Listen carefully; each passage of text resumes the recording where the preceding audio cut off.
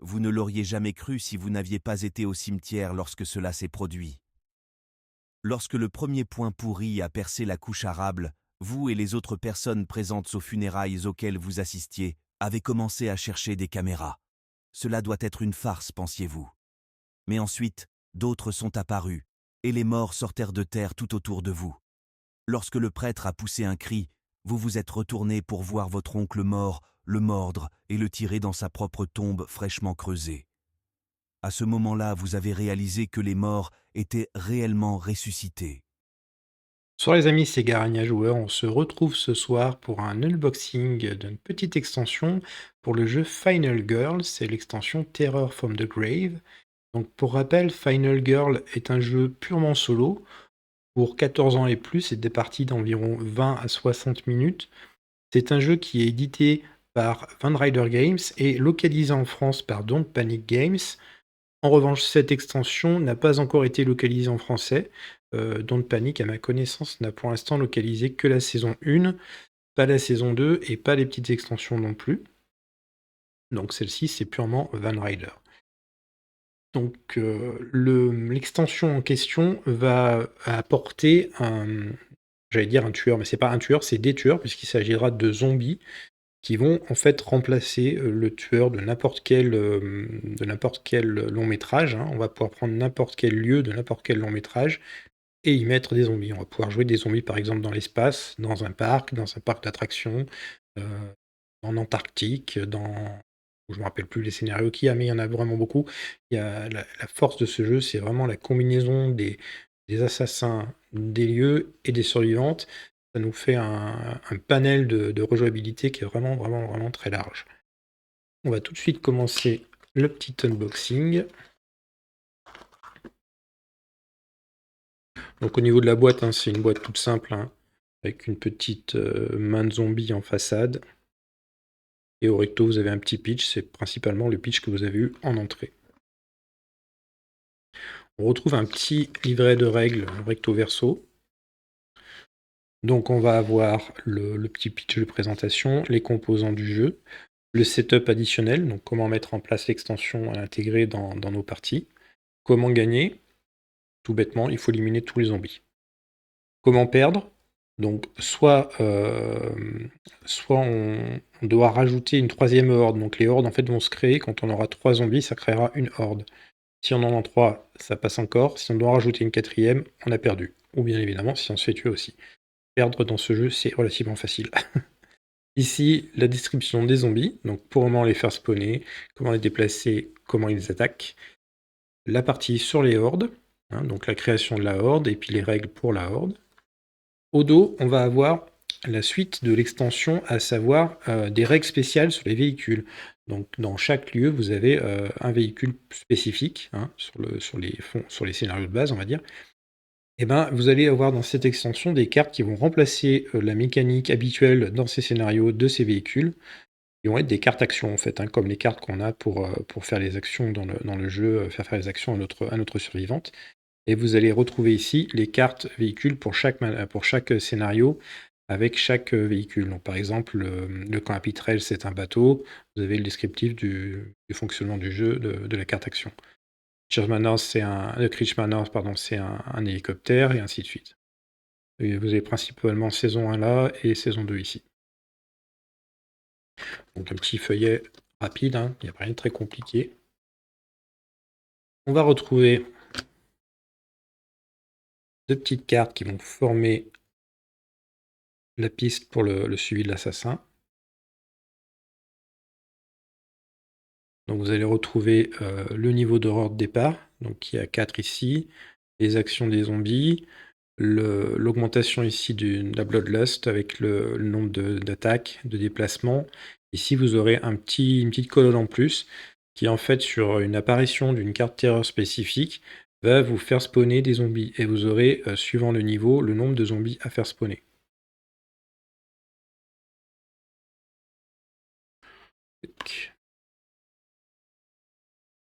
Vous allez avoir ensuite, comme pour les autres assassins, hein, vous allez avoir les petites cartes de pouvoir, hein. Donc la carte finale, et puis la carte du bas, hein, comme sur chaque assassin. Donc sur les Dark Power, vous allez avoir la Super Horde, la Légion et les Runners. Je vais vous les mettre à l'écran. Nous aurons par exemple la Super Horde. Donc la Super Horde, si une horde bouge sur un espace où il y a déjà une autre horde, elle fusionne en une seule. Et on combine leurs points de vie. Si on a une horde qui arrive à 12 points de vie, alors on a perdu la partie immédiatement. Voilà, donc ça, c'est la Super Horde. Ensuite, nous avons la Légion. Alors quand on va faire spawner un zombie, on va en faire spawner un en plus dans le lieu de sortie le plus proche de nous. Les zombies vont à chaque fois spawner en fait sur les lieux de sortie. Selon une règle toute simple, c'est-à-dire qu'ils vont aller spawner sur celui où il y en a le moins, et s'il y a une égalité, il va en spawner sur celui qui est le plus loin de la survivante. Nous avons ensuite les runners. Alors, pour expliquer les runners, il faut déjà que je vous précise que les zombies, comme ils sont lents, ils vont ignorer de base tous les icônes de mouvement sur les cartes terreur. Cette carte-là va faire qu'ils vont plus les ignorer, qu'ils ne vont plus les ignorer. Et en plus, à chaque fois qu'on va résoudre l'action terreur, enfin une action sur une carte terreur, on va d'abord déplacer tous les zombies avant de résoudre les attaques. Ça, c'est les runners. Donc ensuite, on aura les cartes finales. Alors, je vous en mets une sur le recto. Donc c'est quand elles n'ont pas encore été activées, enfin retournées. Donc en haut, vous avez la partie pour les minions, donc en l'occurrence ça va être les zombies. Les zombies dans cette extension sont considérés comme des minions, et quand une horde est formée, c'est considéré comme le tueur en fait. Donc là en haut c'est la partie pour les zombies, et en bas pour la horde, hein, donc les actions qui sont effectuées. Et ici ça fait spawner des zombies aussi. Donc ça c'était la face, on va dire, inactive, et on va regarder ensemble les faces actives. Donc on a par exemple leur nombre est sans fin. Et donc celle-ci, donc on retrouve bien évidemment, comme tout à l'heure, en haut les minions, donc les zombies, et en bas le tueur, donc la horde. Et le pouvoir de cette carte, s'il y a des ennemis dans notre zone à la fin de notre tour, de notre phase action, alors on perd une vie. On a ensuite la carte, ils ont tous été mangés. Donc on retrouve, pas toujours pareil, les actions des zombies et de la horde. Et le pouvoir, donc ça va être si une victime doit être, excusez-moi, j'ai perdu le truc. Quand la carte est révélée, pardon, les victimes restant sur le plateau sont transformées en zombies. Et s'il n'y a plus de zombies, on fait spawner des zombies. S'il n'y a plus de victimes, pardon, on fait spawner des zombies. Et enfin, la dernière carte finale, c'est je suis me submerger. Donc on retrouve toujours pareil les pouvoirs. Et l'action, du coup, quand elle est révélée, on va remplacer notre dernier token de vie, donc celui qui potentiellement peut nous faire un +2, +1, +2, +3, par un jeton blanc, qui en fait, lui, est toujours à 0. On va avoir ensuite tout un petit paquet de cartes terreur spécifiques. Les premières et principales, j'ai envie de dire, elles sont au nombre de 5. Ce sont celles-ci. Je vais mettre à l'écran aussi quand même. Donc c'est le petit symbole qui va en fait faire spawner des zombies. Quand on fait spawner les zombies, on les spawn sur les points de sortie. Là où il y a le moins de zombies, et ensuite le plus éloigné de la victime, en cas d'égalité. De la Final Girl en cas d'égalité. On va avoir une carte terreur qui a en fait un pouvoir sombre mineur, qui s'appelle Mom, is that you? Donc c'est maman, est-ce que c'est toi?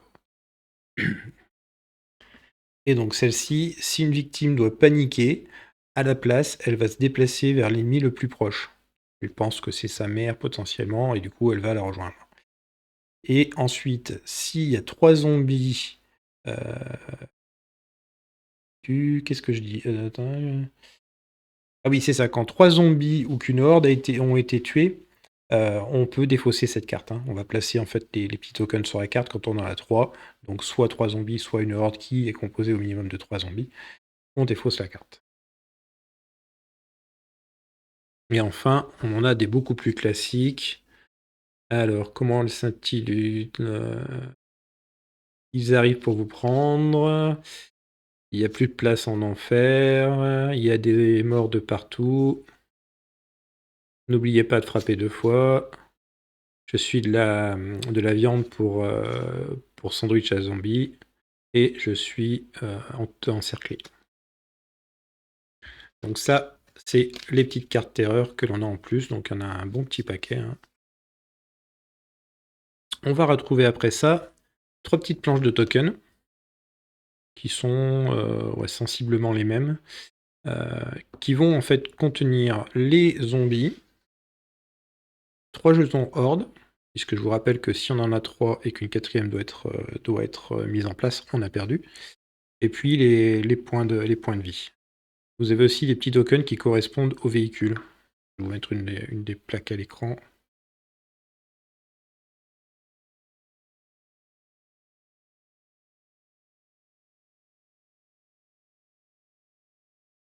Voilà, donc on a les zombies en haut, la horde ici, les points de vie, et ça c'est pour les véhicules. Il doit y avoir le bateau de mémoire ou une voiture, je ne sais plus lequel c'est.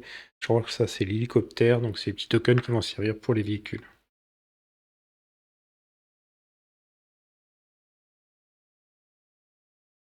Ensuite, on va trouver une survivante, bien sûr. Alors la seule particularité, excusez-moi, par rapport aux autres survivantes, c'est que celle-ci, elle n'aura pas d'objet signature. Elle vient simplement avec sa carte à elle. Elle s'appelle Patsy, elle a 6 points de vie, et une fois par phase d'action, elle peut dépenser 2 unités de temps pour faire un dommage automatique à un ennemi qui est dans sa zone. En revanche, on ne peut pas utiliser cette capacité pour enlever le dernier point de vie du tueur. Et ensuite, donc pour chaque victime additionnelle sauvée, elle va se déplacer dans l'espace. Et donc l'autre phase, qui était en fait la phase qu'on aurait dû regarder en premier, sur cette phase, du coup, quand elle va libérer une victime, elle va pouvoir, je vais vous la mettre à l'écran. Oups, c'est un peu tordu. Hop là. Donc elle aura les actions possibles suivantes. Elle pourra 2 fois se déplacer dans l'espace, faire diminuer le niveau d'horreur, récupérer 3 unités de temps ou récupérer 1 point de vie. Donc c'est Patsy et elle a 6 points de vie de base. Et enfin, on a les cartes véhicules. Donc principalement, je dirais qu'il y en a à peu près une par véhicule. Il y a quelques exceptions près qui, je crois, en ont 2, comme le scooter par exemple, le raft et le gurney. Alors on a le bateau, l'hélicoptère, la voiture de golf, la voiture de police, et on a le scooter, on en a pas mal, le raft. Donc, par exemple, qu'est-ce que je peux vous montrer? Le bateau, c'est peut-être le plus connu.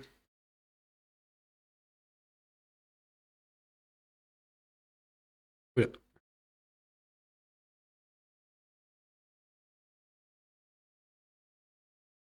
Voilà la carte action pour le bateau à moteur dans le camp à Pitrel. Donc sur 2 succès, on va pouvoir tuer toutes les victimes et zombies dans une zone ciblée. Si on n'a qu'un succès, on peut tuer toutes les victimes et jusqu'à 2 zombies dans une zone ciblée. Si on n'a pas de succès, ça fait rien.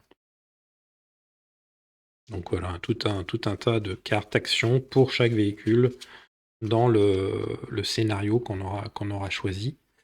Je vous ai pas précisé, il me semble, mais bien évidemment, si une victime se fait tuer par un zombie, elle va se transformer elle-même en zombie.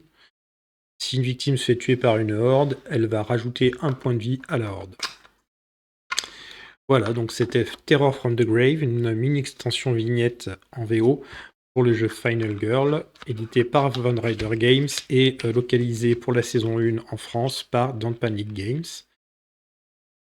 C'est un petit jeu qui est vraiment sympathique, hein. En jeu solo, c'est vraiment un super jeu. Comme je vous le disais, il y a une rejouabilité de fou. On peut mixer la survivante, le tueur, le lieu. Ça offre vraiment un panel de scénarios différents, vraiment très sympathiques. On peut faire des trucs très fun, comme je vous le disais, par exemple, les zombies dans l'espace. On peut avoir, comment dirais-je, le fantôme dans l'espace aussi, ou en Antarctique, ou qui se balade dans le parc. Il y a vraiment tout un tas un tas de trucs très sympathiques. Voilà, bah écoutez, j'espère que cette vidéo vous aura plu. Il ne me reste plus qu'à vous souhaiter une bonne soirée ou une bonne journée suivant l'heure à laquelle vous regardez cette vidéo. Et puis je vous dis à bientôt. Bye bye!